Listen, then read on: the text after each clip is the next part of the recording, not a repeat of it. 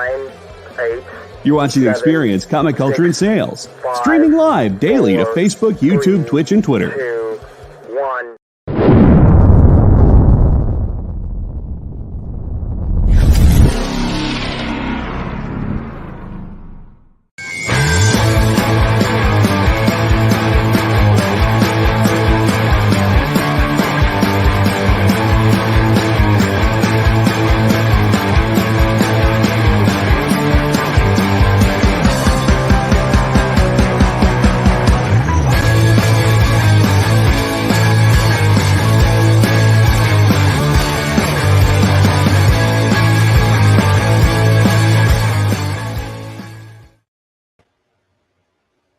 Hello, everybody. It's time for a minute to skim it. I see a new name I have never seen. Skunk Snot? Skunk Snot's a regular. I have not, but welcome. They're here all the time. They're an OG. At least on Devil's Advocates, they've been around forever.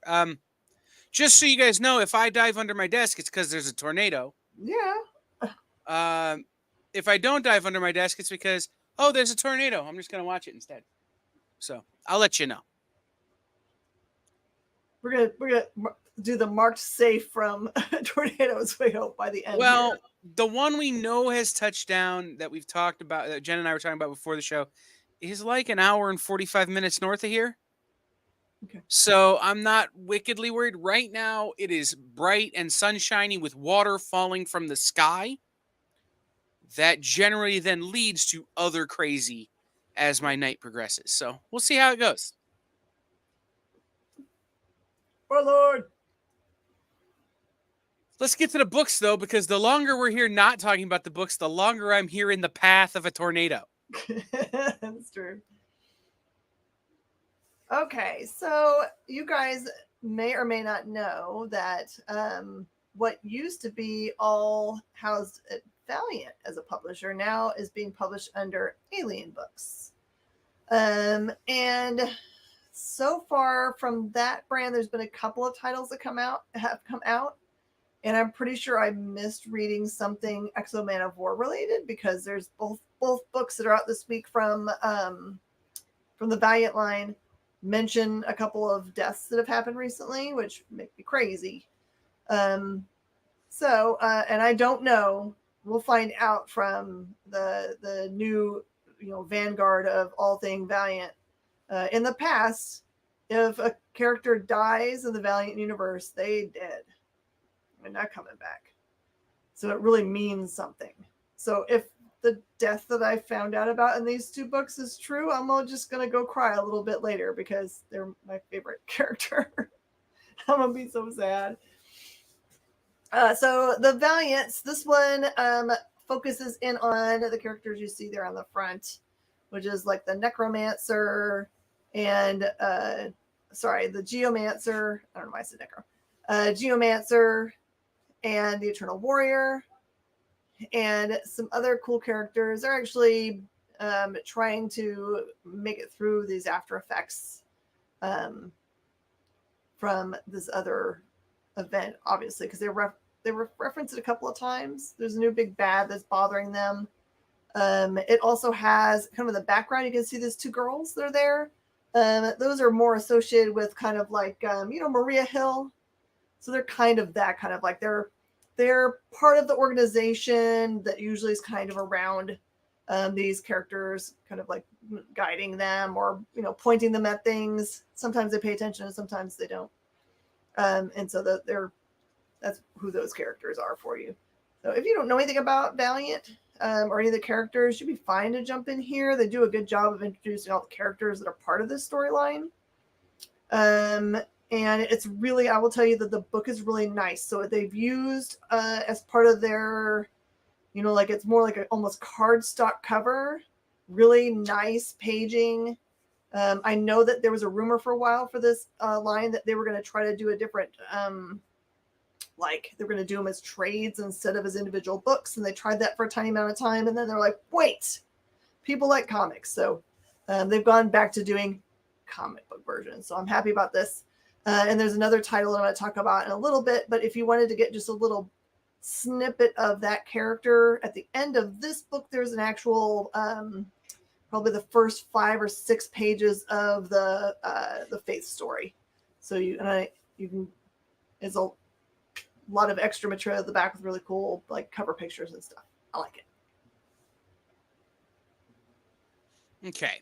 So I had a pretty chaotic day. There's some stuff happening that I've had to be handling. Mm-hmm. And Amory Wars books are hard enough to follow when you're able to fully focus on the Amory Wars. So this was a tough read for me this week. I also want to say this. I'm a firm believer in every comic should be able to be somebody's first comic. That is not the case with this. Mainly because if you wanted to jump into Good Apollo, I'm a Burning Star, Volume 4, you should probably start with Volume 1 of Volume 4. This is Volume 2 of Volume. Luckily, I read all of that.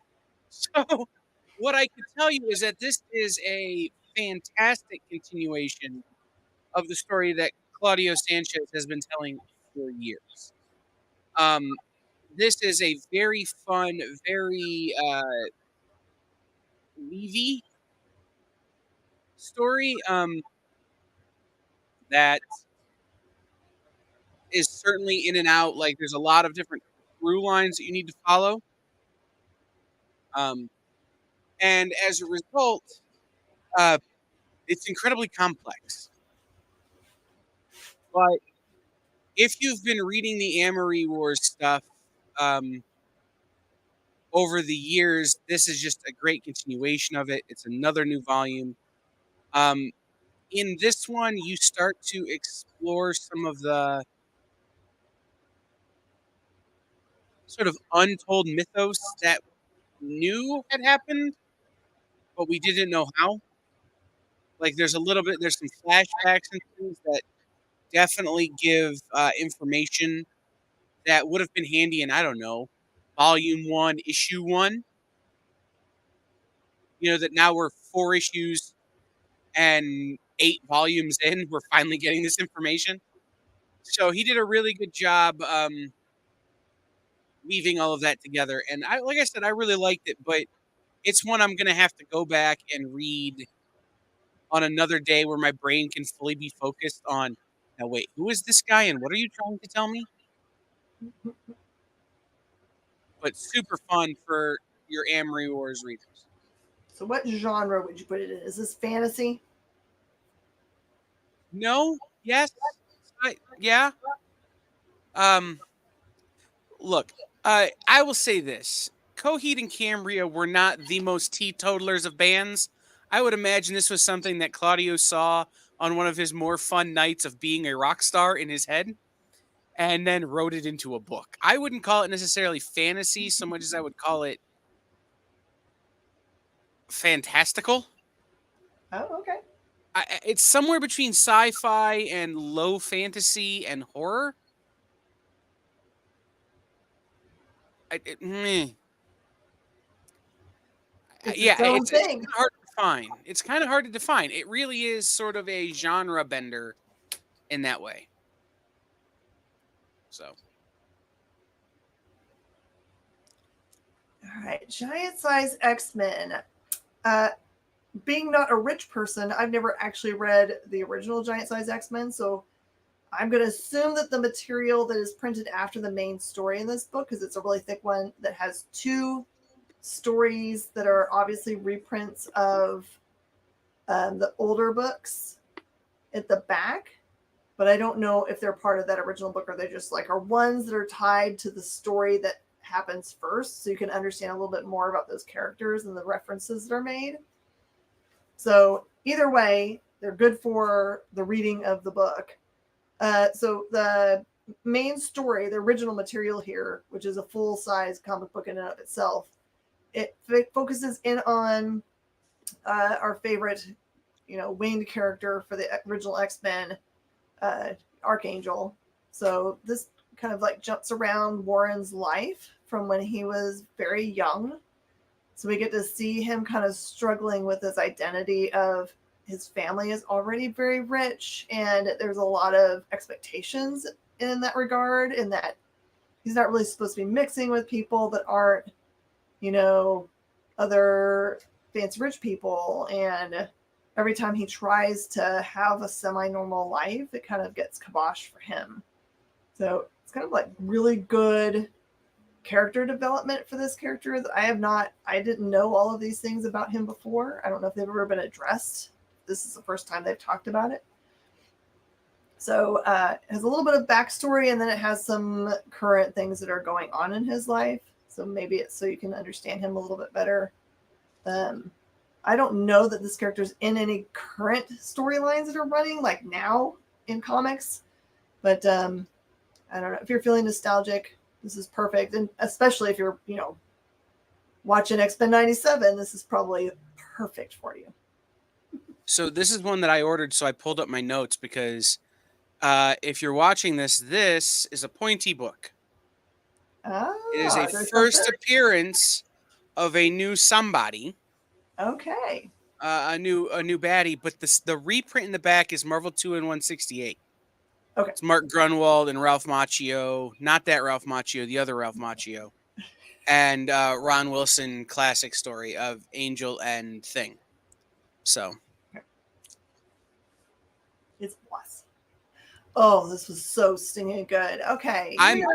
I'm so mad we didn't get image books this week. I know you would have totally picked this. I wanted to read. I wanted to read this so bad, and I'm lucky because I already have it from Comics Pro. Oh, that's right. Oh, okay. So you did get to see it.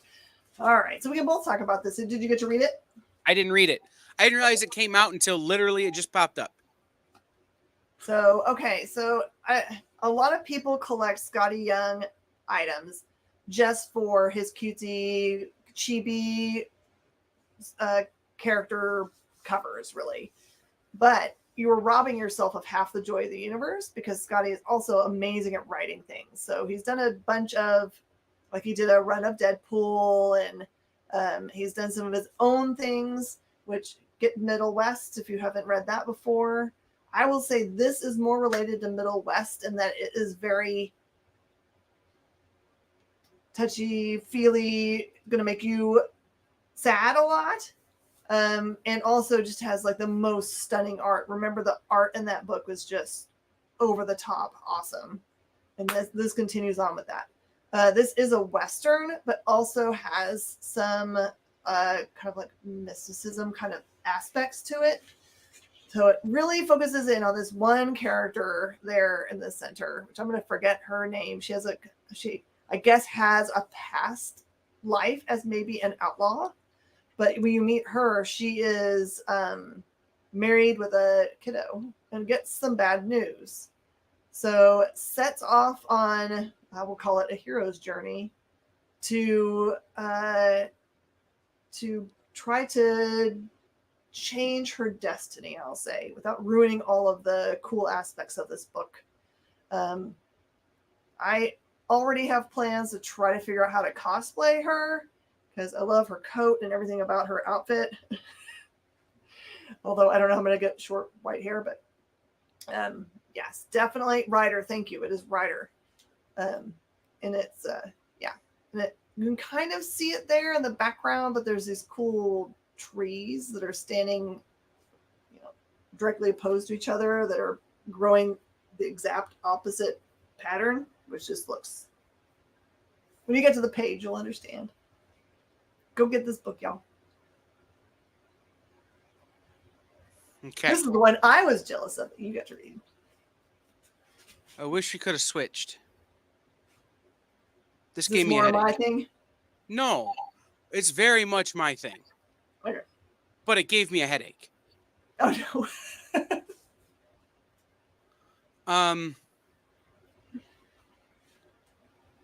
This is a story of a young man who, in the height of the pandemic, is struggling with some mental health issues. He suffers from some escapism, some disassociation kind of things. But really, what is happening is his parents, he is growing up. His parents are sort of controlling his ability to do that because of his mental health issues. Don't misunderstand that. And so he is trying to kind of carve out his own path. He is working as, essentially, he's JD. No, I'm kidding. He's working as a delivery driver for a grocery store, and he comes across a gruesome discovery. That far, I got. After that, the rails cease to exist on this book. You're jumping timeline, you're jumping story, you're jumping backwards and forwards. All I know for sure is that there are snakes and crocodile boots. And both things seem to matter, but they don't really tell us how.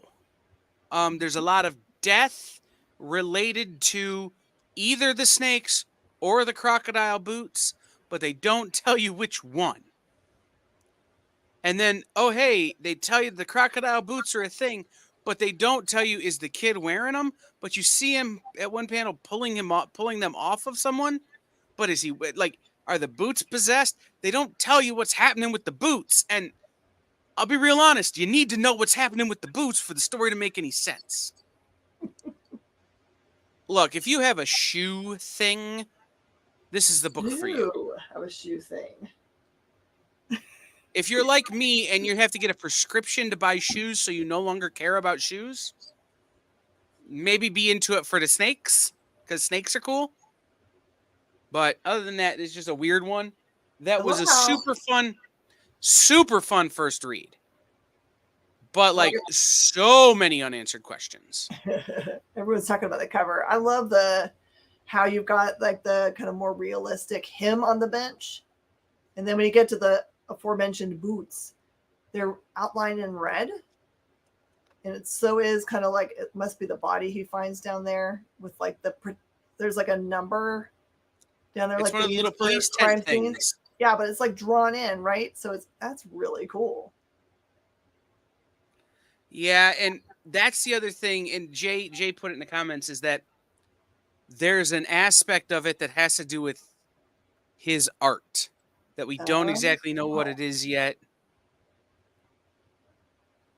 And the dad's kind of like, there's a lot happening for a first issue. But this issue number 1 does what a lot of issue number 1s fail to do, which is make you care about the characters. So often in issue number 1 is exposition city, and they don't give you a reason to give a crap about the characters you're reading about. This does. So it works out really well. That's good. Strange Academy. Okay. There are, I think, 4 or 5 books this week tied to the Blood Hunt storyline. I would say I tried to pick the ones I thought were going to be the important ones, but I wish in hindsight that I would have read I think it was the Scarlet Witch one that I skipped on.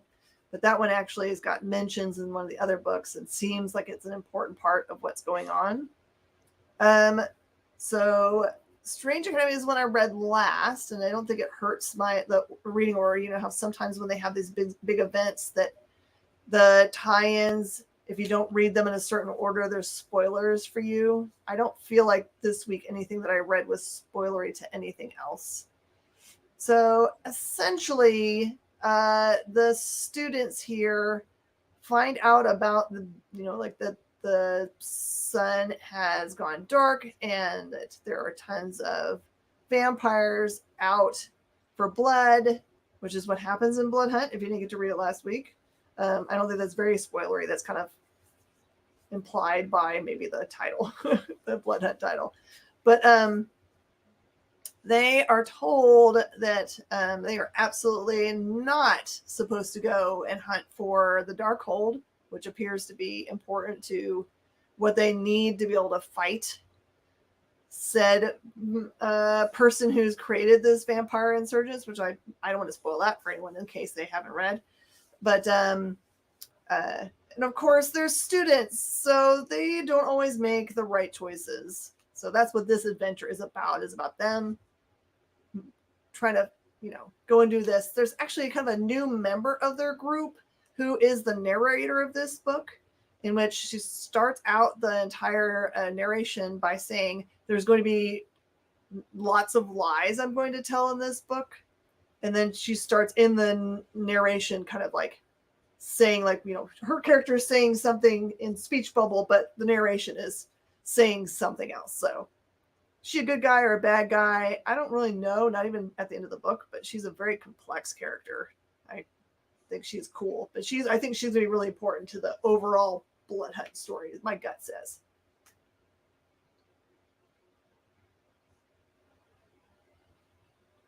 Really? Okay. She'll like the Blood Hunt? Yes, we win.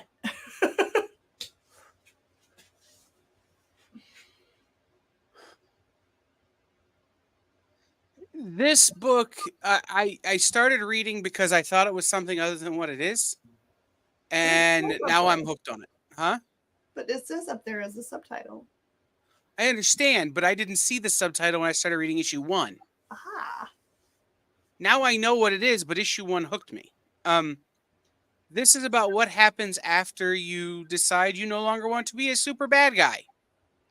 And as it turns out, there aren't a lot of options, including for these gentlemen who find themselves looking for a change in career trajectory from bad guys to anything else. And while I think they would probably settle for McDonald's fry cook, that is not the job offer they receive in this issue.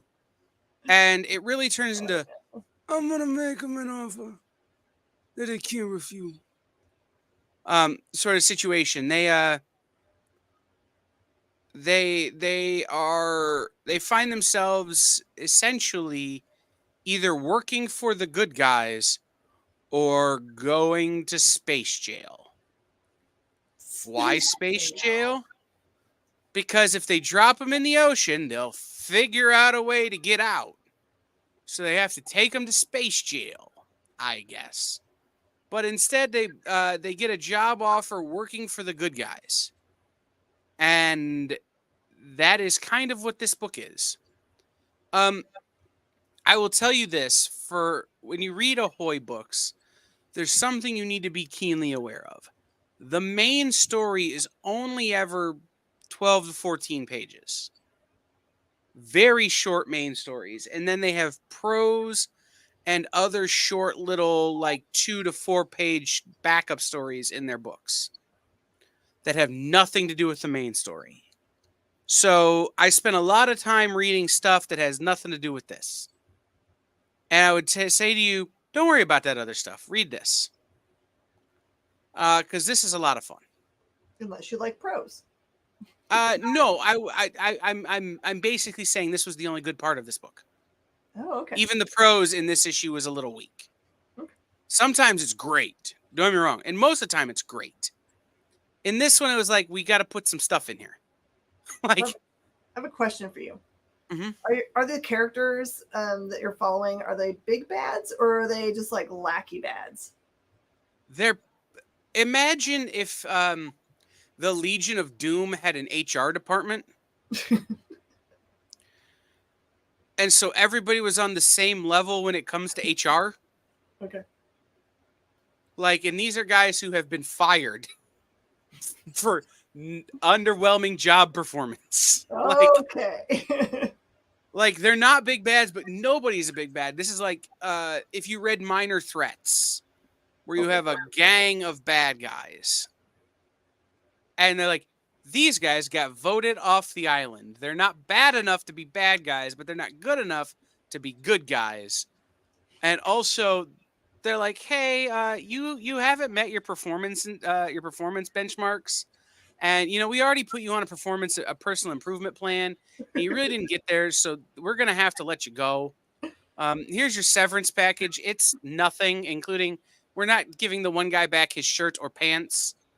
He's just gonna have to wear the little shorts forever. Like, it's a fun. The main story is super fun. I kind of would read that book, Jay.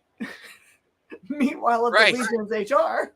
Well, and you know that the Legion of Superheroes HR is just somebody like Edna Mode, who's just tiny but terrifying. Yes. Fun. All right, here we go. Faith Returns. It's so funny because I swear that cover is exactly the same cover as the Faith book that they successfully launched when they kind of relaunched when Dinesh got all the books like really hot. It was like this was out, and Exo Man of War, the really great run, and some other things. So this is a good job at the beginning of kind of like reintroducing you to the character who has a good secret identity. And I'll give you some back history just so you know what you're looking at when you see this book. So she does have this relationship that you'll see happen with Archer and Armstrong. She used to date Archer, who is now immortal, who used to be just kind of a punk kid that knew Kung Fu. And, with Archer always comes Armstrong, who is like, infinitely old, a drunkard, and has a big bag that is infinitely large inside, so he can carry all his booze, basically. So, she's got this weird awkwardness about having to contact Archer about anything because they're not together anymore. So that is how this book starts. There's something big that she needs Archer for, and she has to connect with him. So enjoy that awkward tone.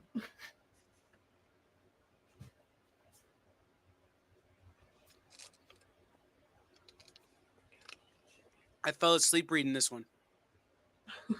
Dropped my iPad right on my face. Yeah.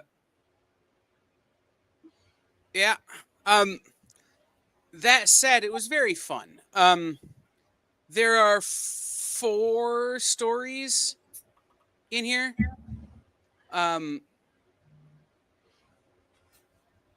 It wasn't bad, Ship. It was it's an awkward thing. I get very comfortable while reading my books, and I read them all in one shot. So that thing where you're reading and you're comfortable and you just eventually fall asleep is what happened to me during this book. So it actually took me twice as long to read this as it did everything else. There are 4 stories here. Several of them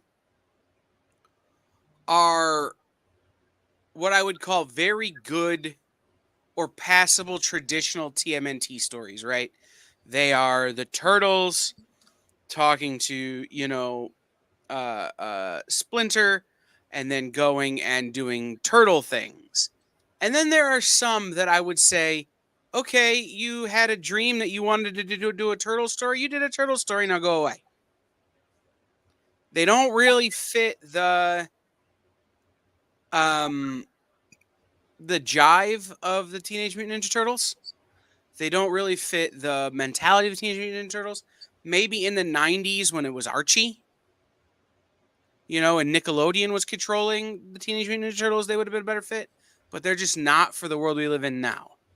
The black, white, and green color palette was cool, but in some parts, it should have just gone away. It should have been black and white, or black and green, or white and green. At some points, it just got to be too much, right? Like, it was like, I can't tell what's blood and what's turtle, or what's ooze and what's turtle, because there aren't enough differentiations in the color palette. It made it a little bit of a struggle to read. But it was super fun. It was super cool. I will say the first issue is the first story is a Declan Shelby story. And while it's very good, most of the talk bubbles are green with like slightly yellower green lettering. Oh, I can't read that. Yeah, so if you're colorblind, skip it. Man, crap, because I love that guy. Yeah, or if you have like a pair of red rose-colored glasses, wear those. Something. Um, I actually put on blue blockers to read it, and it made it a lot easier. Because it made the green more gray, and it made the yellow more white, and it helped. But yeah, it was the first one. So much of the text was in this weird sort of color palette that I'm like, really, guys, come on.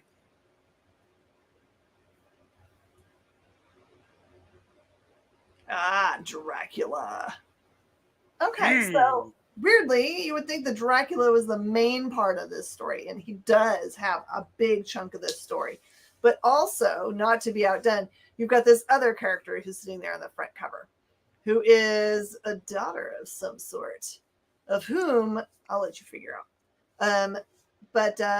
So she's the one running around through a lot of the book, trying to figure out how to make her way through this crazy vampire eating world. And Dracula shows up, and it's interesting because the main bad guy in this series is really just the giant amount of vampires right now. We have seen who is controlling them or has started this nonsense, but we haven't seen them in action yet in regard to what he's put in place. So Dracula is by his own admission in this book, is, they are mortal enemies of each other. So I'm excited to see them actually get together at some point. But it's interesting to see him have to take a different stance and maybe have to be on people's side, because that's not usual. Thanks for the heads up. Oh no, daughter's carrying a big blade. Yeah. You're so smart. You're so smart. All right, so Spoilers. So do read. I mean, I'll tell you if there are books that are part of Blood Hunt that are like you could just skip, but there's no really it's no fun or it's no good or any of those things. Like all the ones I read this time, I thought were good enough I would not be mad if I spent money on them in order to enjoy the entirety of the universe. So there you go. Yeah, this one feels like it's going to be important to the Blood Hunt storyline, if only because we now know Blood Hunt means and Dracula is the king of the. I like your enactment of that. That's perfect. Well, if I go like this, it's fangs. If I go like this, it's walrus. Anyway, mugshot. Cuckoo. Mugshots is probably, although I loved a great many books. Oh, you read it too? Oh, you did? Yes. So you go first. No, you go first. Well, okay. So this may be one of my favorite books this week. I loved a lot of them, including Scotty Young, like a lot. But this one, I don't know. I love crime noir, and I love guys that are bad guys, but they're your family, so you gotta call that guy whenever you need stuff taken care of. Yeah, that's this book. So that's it in a nutshell. Someone gets kidnapped, and there's lots of family awkwardness and a big back history in connection to this poor lady's brother. Yeah, it's all kinds of difficult. And it feels, if you like Brubaker in those books, you'll love Mugshots. Yeah, no, for sure. This is definitely in that Ed Brubaker, Sean Phillips kind of line. I really did, and I was hoping Nick was going to be here because I want to tell Nick to read it, because this feels like some people Barucci probably knows, right? Like some people he grew up around with, like this is not that out of character for that part of the world. It really does feel like, I referenced The Godfather earlier, but you come to me on the day of my daughter's wedding and you ask me for a favor, kind of mob. But what I really want to talk about, I was glad Jen talked kind of about the plot. I want to talk about the art. If you have enjoyed the art in Blue Book, I can't even think of the artist who does that right now. It's going to drive me nuts. It's all, or if you like the kind of black, white, and green thing we had earlier, or some of that kind of stuff where it's a very minimal color palette. Michael Avon Oeming. Yes. It's very much in that style where it's black, white, and blue, like on the cover, or black, white, and orange. And the color shifts help you to tell whose story you're reading. That's right. Right? If they're telling a different side of the story when the color shifts. And so the art goes a long way towards making this book significantly simpler to understand. And because it is kind of a complex family story, right? It's not boy meets girl, boy falls in love with girl, boy and girl have kids, one kid joins mob, one girl gets abducted. Like, spoilers. But it's more complex than that, and it helps you to understand what you're reading and who you're reading with the art. So the art style is hugely important. And I don't know this artist, Matthews. Trying to find Chris Matthews. I don't know them particularly well as an artist. But like they've worked on things like Thundercats for Marvel, so you know, they've been around. Just it's a very unique style and it's very cool. I think my favorite panel is they have like a kind of like a thug standing outside of a facility. You know how they all stand around and do a smoke first before they go and do anything bad? And they go and they cut through the fence and they walk through the fence. And then there's this long shot, right? Where it's them in the background. They're already through the fence. And in the foreground is the cigarette butt just standing straight up. And it's the most beautiful page. You know, you finish your smoke and you put it out on the ground. It's just like that. It's so, like I said, I thoroughly enjoyed this. This is another one of those books that I don't know that it needs words. There's just a lot of, Nick must have heard me talking about him because he's calling me. Doesn't need words. The pictures do a great job of telling the story. There's another book like this, if you could find it, called Sumo. Very similar in style that is actually silent, but it does the same kind of 3-color storytelling, and depending on which wrestler's story it's telling, it changes color. Very cool book out of Japan that I found, but this is very similar to that. Way cool. I love this. Is my favorite book of the week. Okay. Transformers. When last we saw all of our characters, the bad guys have kind of like they know they wanted to try to find maybe the bits of Megatron that are probably out there, despite the fact that Optimus Prime has been running around with his gun part stuck to his arm and has been using that very successfully. They really do believe that he's out there somewhere, but meanwhile you've got like Starscream and these guys kind of like really jockeying for power, which is kind of a cool way to see it. And they really have no regard for humans at all. I don't know if it felt that way in the original cartoons. I can't remember, but they really just don't care about them. And then on the Autobot side, you've got these 2 humans that have kind of been running around with them. But also, Optimus is like, you cannot be around us. Like, you don't have, like, we are metal, so we're protected, and you just don't have a skin. So we can't do anything for you. And one of the characters has already been damaged enough that they're in a wheelchair. So, and yet they still want to help. So this one's got some cool dynamics where they're trying to figure out there's almost no energon left, which is what they need to have to be able to like heal themselves. And so they're kind of in a spot on both sides.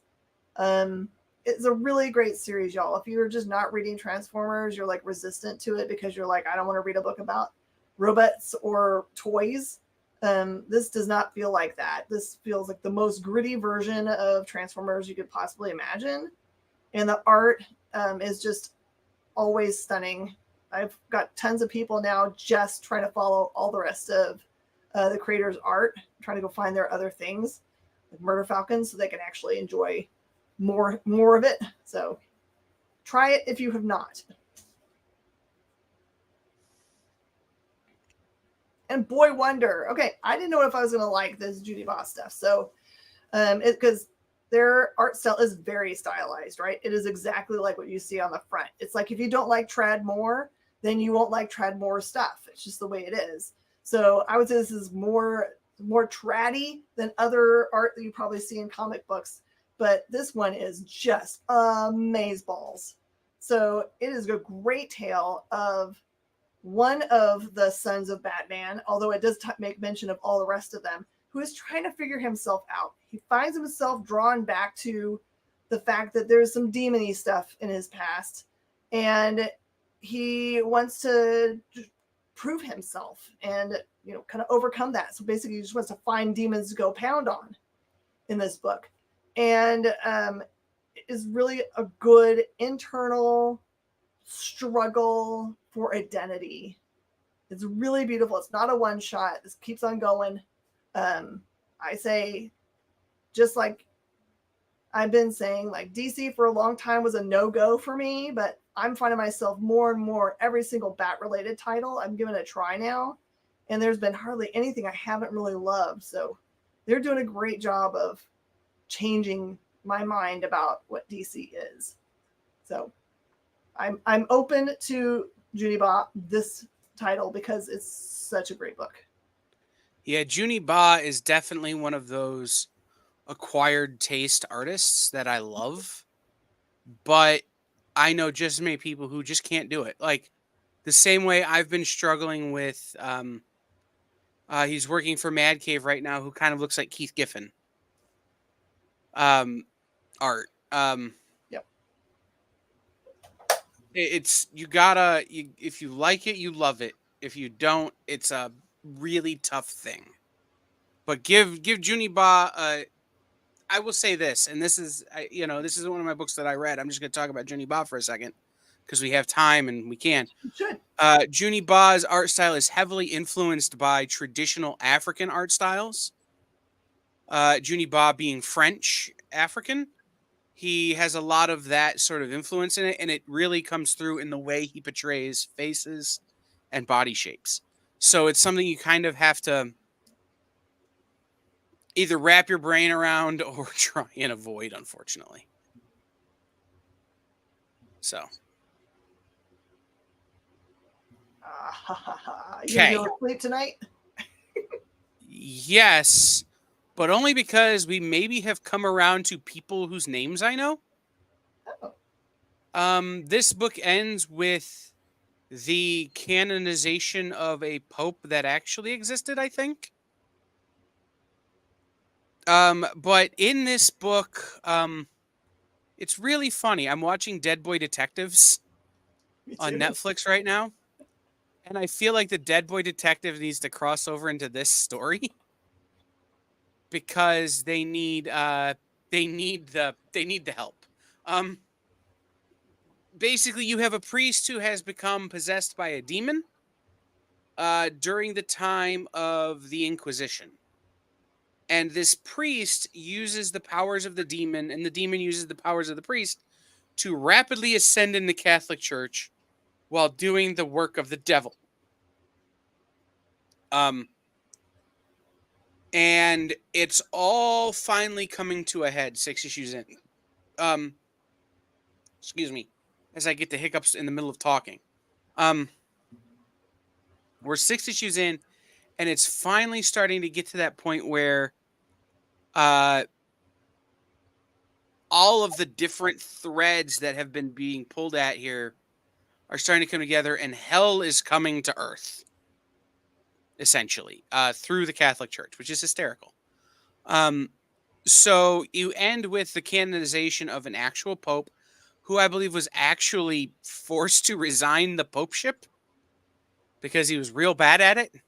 And so I wonder if David Pepose is going to bring some actual history into this very fictitious story and jam them together. Make us doubt whether it's part of a real world. Right, just to satisfy that weird itch that this book gives me. But again, this has been a super fun story if you don't mind nightmares and not sleeping at night. If you like to sleep at night and don't want to have nightmares, read it anyway, but read it during the day with all the lights on in your house, and then sage yourself and say a few Hail Marys and call a priest. But not this one, because this one won't help you.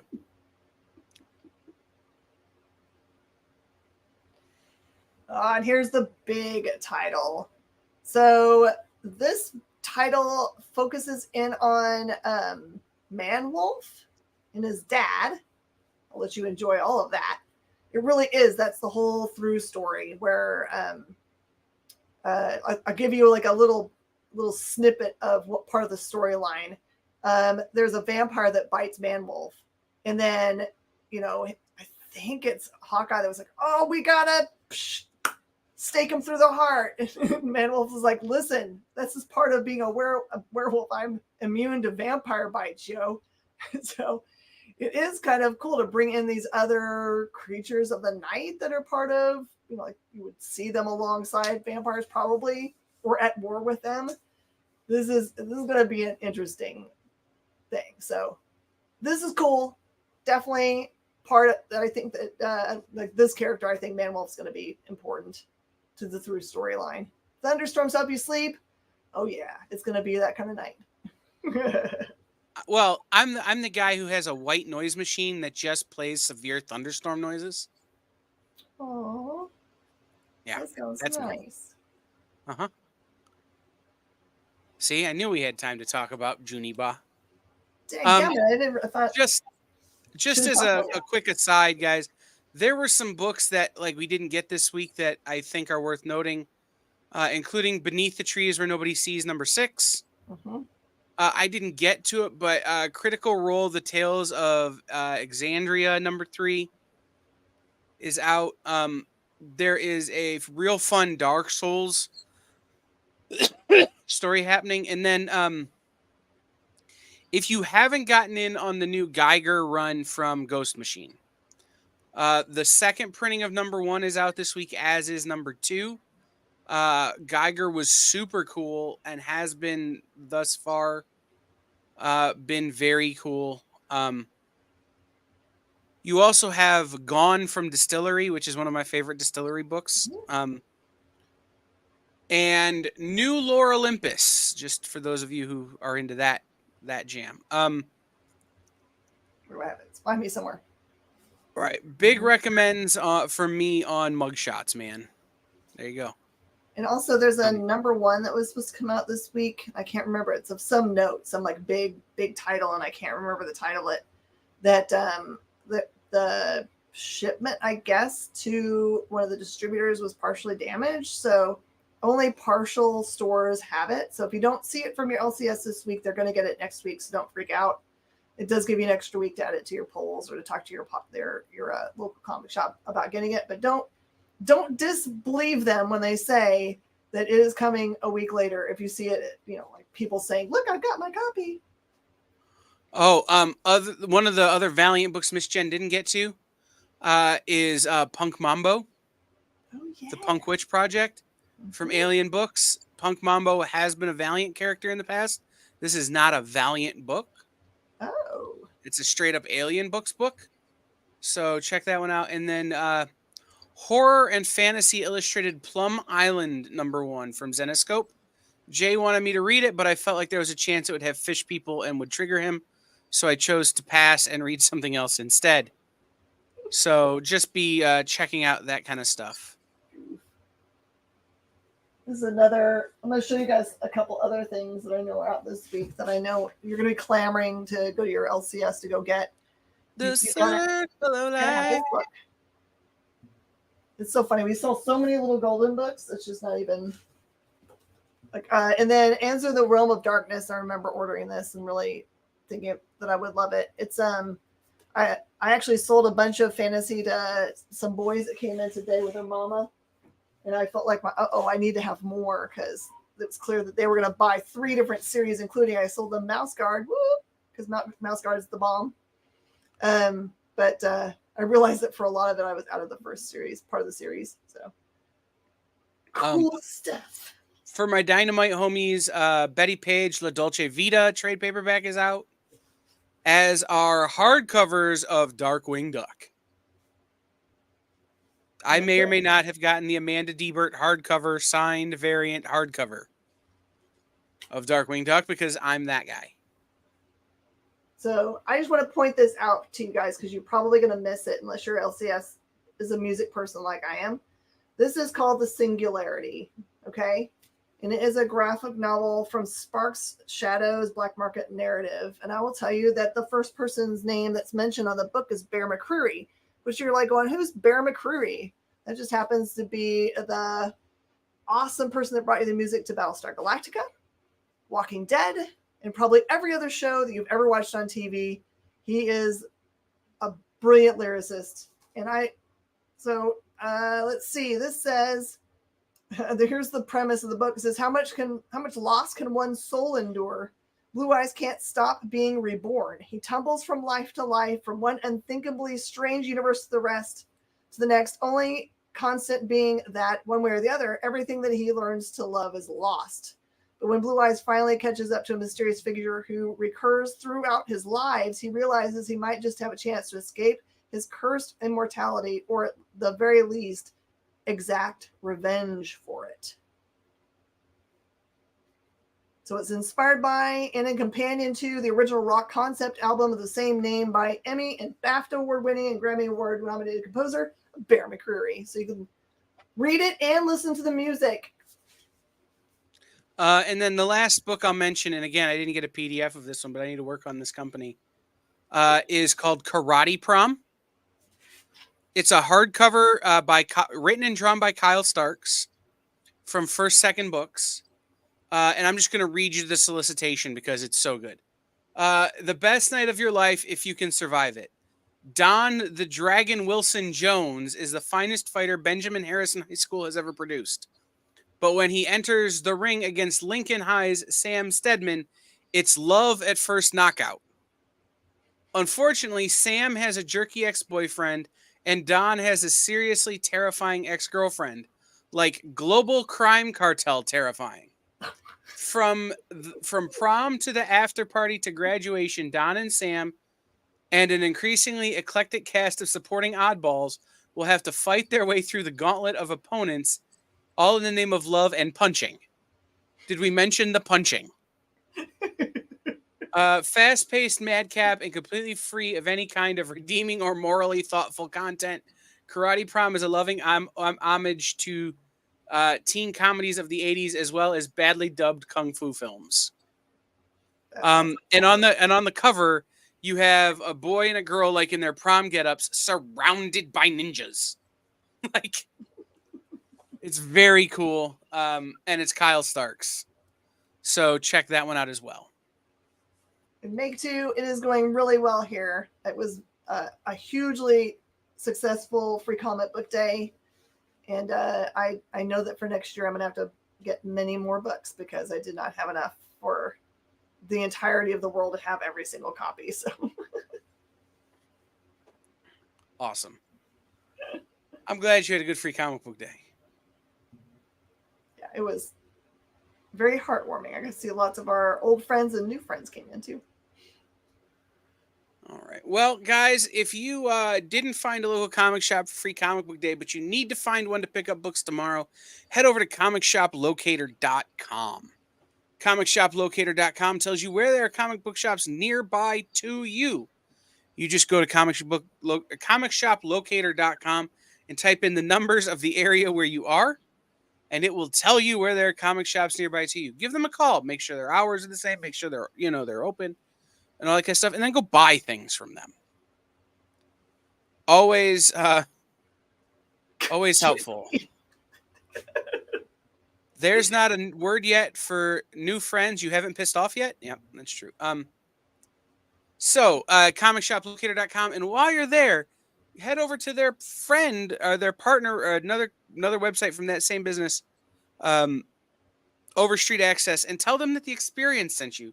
And then they'll give us a little bit of money. It'd be great. Plus, it's a great resource.